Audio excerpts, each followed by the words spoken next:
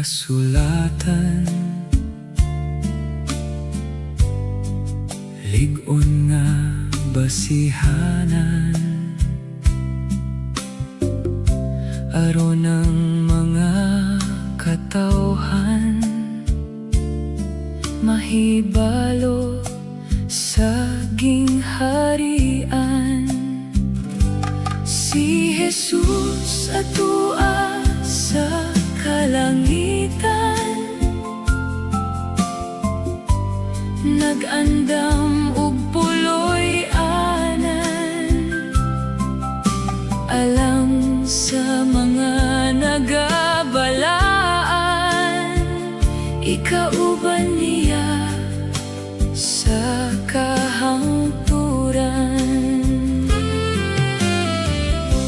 Gitawag ka sa Dios higala,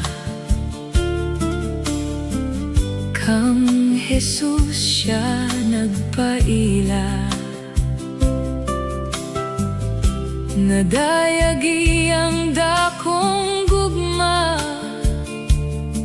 kamatayon sa cross giantos niya. Si Jesus atua sa kalangitan, nag-andam ug puloy anan, alang sa mga nagabalaan. Ikauban niya sa kahangturan. Ang kinabuhi tamo bora, sa magkandila mapalongra. Si Jesus tinubdan sa grasya, manluluwas ug Ginoo siya. Si Jesus atua sa kalangitan,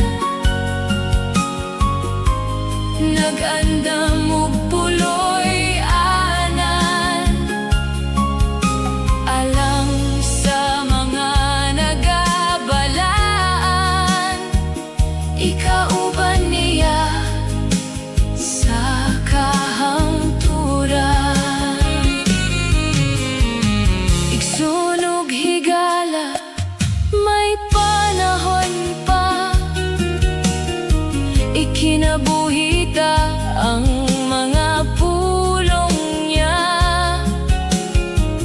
Tuohan ug sundon nato siya, aron inig balik niya mag-uban kita. Si Jesus atua sa kalangitan, nag-andam ug puloy anan, alang sa mga nagabalaan. Ikauban niya sa kahangturan.